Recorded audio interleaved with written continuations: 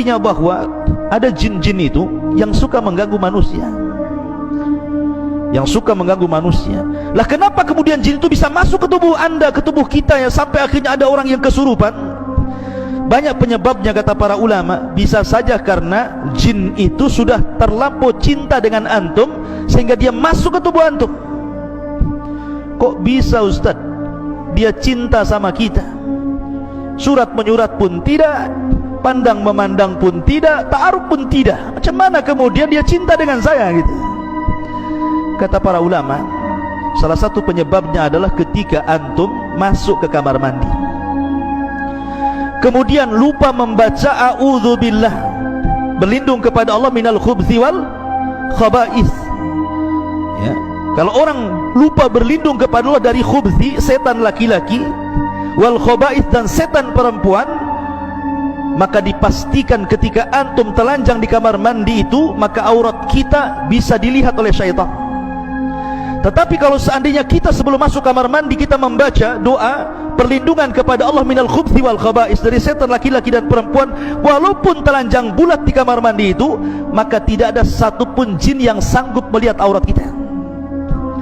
Lah orang yang tidak pernah membaca doa ketika masuk khala, masuk kamar mandi, maka dia setiap hari jin itu menonton aurat kita. Karena setiap hari menonton aurat kita, akhirnya jatuh cinta. Kalau sudah jatuh cinta, maka dia tidak mungkin melepas kita. Makanya kenapa Nabi SAW mengajarkan kepada kita, kalau antum kencing di alam terbuka, di hutan Jabal Uhud ini atau di mana gitu kan, jangan diarahkan ke lubang. Siapa tahu lubang itu tempat bersarangnya jin. Karena jin itu kan ada 3 jenis tuh. Ada jin yang berupa memiliki sayap, bisa terbang kemana-mana.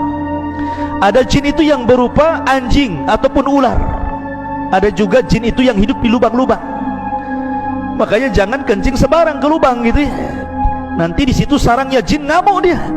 Sekarang logika saja, kalau antum di kepalanya dikencingi, marah nggak antum?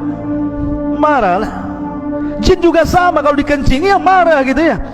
Makanya jangan kencing sembarang kalau di ruang terbuka itu. Karena bisa saja akhirnya karena marah balas dendam, masuk pula ke jalan darah kita, kesurupanlah kita.